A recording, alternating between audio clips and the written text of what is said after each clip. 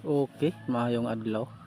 So karon nga adlaw amo nang ikabit ang rimset na akong gasimbol gahapon. So di ang tag-iya mao ni ang motor na among takdan. Huba-huba pan tag-iya, mura ra bag takog lawas. Ug dire ako nang gitangkas ang ligid. Ayan. Pinandahan lang muna. Kasi hindi naman nagmamadali yung may-ari. Ug dire ako man na og takbo ng ligid. Medyo fast forward ang atong tirada. Yan, gigamitan na naman yan tulak dalahandos. Ayan, inatras na muna, pinatakbo ng paatras, ginamitan na naman ang tulak dalabira. Ayan,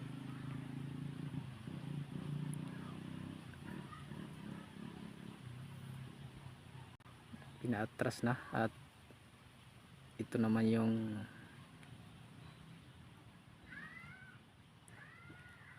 tatanggalin natin, kabila sa atras naman.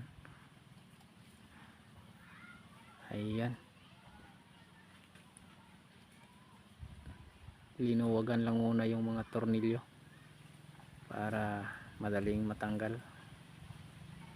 At dito fast forward ang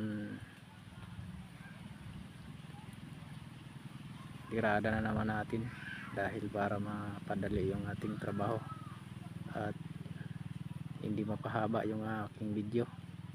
At dito ginamitan ko ng ikot dala tuyok, at dito naman binira ko yung ihi. Ayun, ginamitan ng lagnot dala ibot.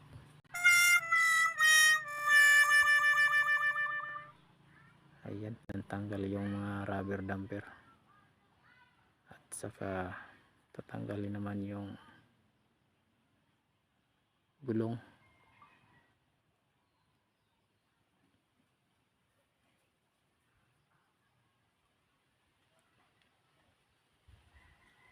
Ayan, medyo napakaangas talaga yung forma guys, yung bagong kabit, you know, yung nandun sa unahan. Maganda yung pagkagawa at saka yung kulay niya. Dito tinanggal ko lang muna yung gulong sa hulihan para salpak doon sa rim na bago.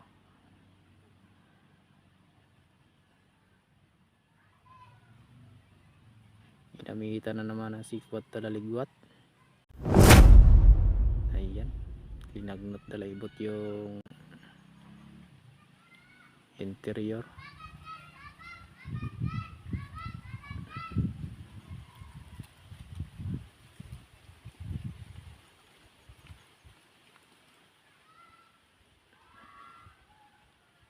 Yan, shout out sa mga viewers natin, palaging sumusuporta sa aking mga video. At sa gusto magpagawa, pumunta lang kayo dito sa shop ko at baka mayroon tayong maitutulong sa mayroong magpagawa ng motor. So dito hinarap ko yung camera para makunan lahat yung nandyan sa paligid.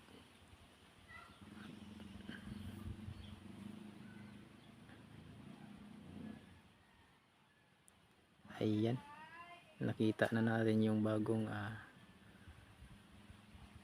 rim set at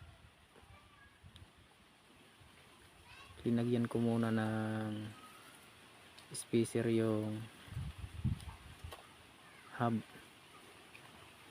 Linipat lang yung spacer yan sa dati, saka ibalik yung bearing.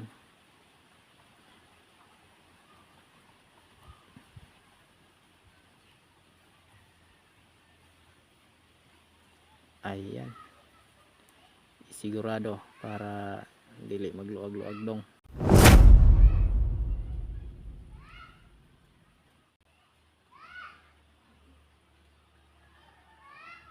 Tapos ilagay na yung gulong.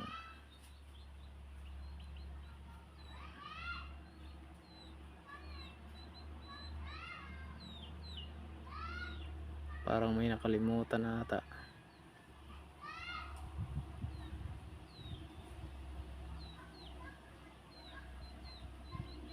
Ayan, may nakalimutan pala. Ito yung sa pinang sa ilalim para sa rayos, para hindi siya mabutas yung interior. Ayan.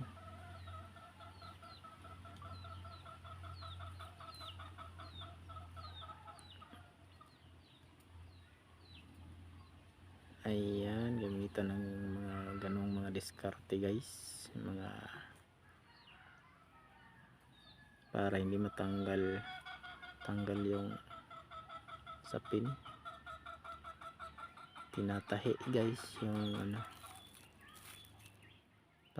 pansapin. Ayan.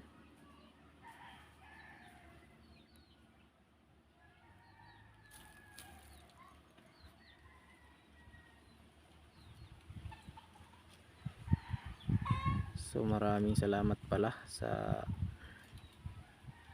mga solid supporters sa ating mga video, sa ating mga reactor, sa mga na nag-comment. Ayan,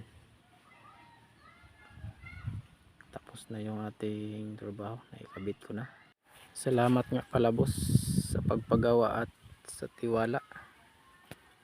Maraming salamat.